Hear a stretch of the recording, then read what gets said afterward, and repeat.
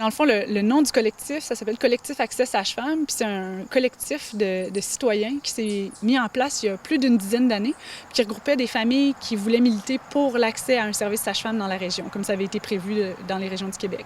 Puis ce service-là, ce collectif-là a milité pendant une dizaine d'années, puis finalement, depuis 2 ans, là, il y a un service sage-femme qui a été mis en place dans la baie des Chaleurs. Puis ça, en fait, le service sage-femme, c'est les sages-femmes comme telles qui pratiquent, puis qui font les rencontres prénatales, postnatales, accouchements, qui accompagnent les familles dans cette période-là de leur vie.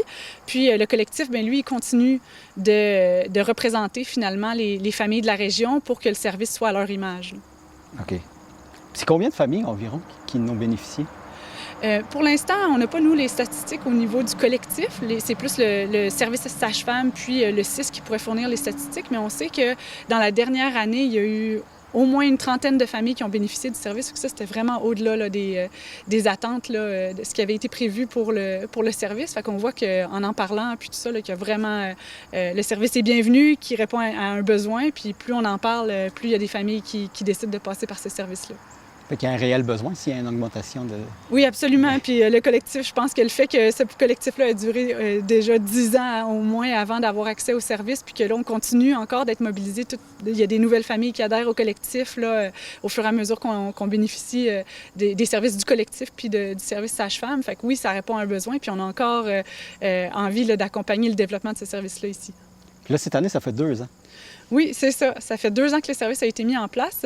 Moi, j'ai été dans les premières qui a pu bénéficier du service comme tel. Puis le fait que là, le service soit en place puis qu'il fasse des rencontres d'information, mais ça permet vraiment de démystifier la pratique. Puis le fait qu'il y a de plus en plus de femmes qui bénéficient du service, ça fait aussi qu'on en parle de ce service-là. Puis il est très populaire, puis il fait son chemin. Puis on voit que là, ça fait depuis 2 ans qu'il y a une augmentation là, du nombre de familles qui fréquentent. Puis je pense que ça va juste aller en s'améliorant avec les beaux témoignages qu'on a sur le service actuel. Il y a eu un premier accouchement dans l'eau. Oui, c'est ça. Dans la pratique sage-femme, là, au Québec, ça se fait là, dans les accouchements à domicile, puis dans les accouchements en maison de naissance. Il y a régulièrement là, des accouchements qui se font dans l'eau. Puis c'est ça, ici à Maria, c'est la première fois là, récemment qu'il y a eu un accouchement dans l'eau, puis ça a été permis par la pratique sage-femme. Là, un accouchement qui était accompagné par une sage-femme, puis ils ont suivi le désir de la famille d'accoucher dans l'eau à l'hôpital. OK. Là, il y a des capsules qui sont en préparation puis qui s'en viennent, qui vont être disponibles prochainement. C'est quoi au juste ces capsules? Oui, c'est des capsules qui visent en fait à faire connaître le service sage-femme par le biais des témoignages des familles qui en ont bénéficié. Fait que là, il y a eu des familles qui se sont portées volontaires pour raconter leur histoire d'accouchement, là, puis de suivi sage-femme, parce que le suivi, il se fait de toute la grossesse jusque dans les 6 semaines qui suivent l'accouchement. Puis, dans le fond, il y a des familles qui sont en train de raconter leurs histoires. Puis, c'est tout fait de façon bénévole. On remercie l'équipe qui travaille là-dessus. Là. Mais ils sont en train de monter des capsules vidéo pour permettre justement de diffuser plus largement l'information sur le service puis l'expérience du service sage-femme. Puis, ces capsules-là sont en préparation puis vont être disponibles d'ici Noël. Sur le site d'Accès Sage-Femme, du collectif Accès Sage-Femme, puis sur notre page Facebook aussi. Puis, on espère que ça va être repris là, largement. Ça va être à surveiller, on a bien hâte de voir ça. Il y a un sondage que vous avez fait auprès de 40 mamans. Qu'est-ce qui en est sorti de ce sondage-là?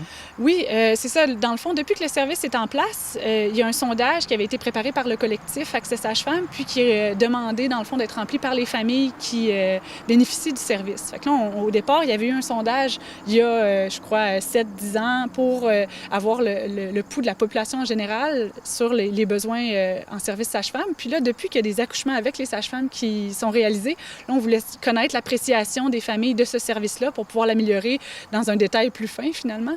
Puis, c'est ça, je crois qu'il y a une trentaine de familles qui ont été rejointes jusqu'à maintenant.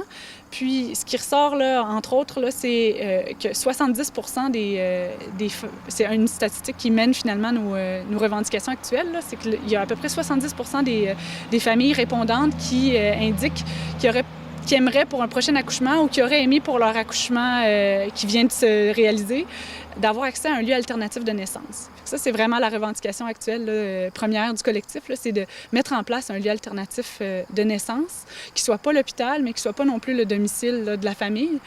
On sait que dans la région, c'est pas prévu qu'on ait une maison de naissance, mais on aimerait avoir un lieu qui soit dédié finalement là, à accueillir des familles dans une période de transition, que ce soit avant l'accouchement, dans les semaines qui précèdent, là, quand on parle de familles qui sont un peu plus à distance là, du milieu hospitalier. Puis, on voudrait aussi que pour l'accouchement, ça puisse être disponible, puis aussi pour la période là, de transition après l'accouchement, que la famille puisse disposer là, de ce lieu-là. Fait que pour l'instant, ça avait été prévu l'établissement d'un lieu comme ça par le cadre légal, là, le cadre qui encadre la pratique sage-femme. Puis là, c'est ça qu'on revendique actuellement, c'est de répondre finalement à ce besoin-là, là, qui est très fort là, parmi la population, puis parmi les femmes qui ont bénéficié du service. Là. Donc, de mettre en place un lieu alternatif de naissance. Puis on est en train de voir quelle forme ça peut prendre, puis de militer pour que ça ait lieu finalement. Là, les gens qui ont besoin d'informations supplémentaires, comment ils vous rejoignent? Ou qui ont besoin du service comme tel? Dans le fond, le service sage-femme, lui, il offre, dans le fond, des séances d'information pour permettre de démystifier puis de renseigner les familles sur la pratique sage-femme. Puis toute l'information est disponible là, si on appelle au CLSC de Caplan pour le service sage-femme en particulier, pour pouvoir avoir soit de l'information ou pour s'inscrire. Puis pour le collectif Accès Sage-Femme, on a une page Facebook puis un site Internet. Puis c'est par là que les gens peuvent nous rejoindre s'il y en a qui veulent se joindre là, finalement à notre groupe là, qui revendique les besoins là, des familles de la Baie des Chaleurs.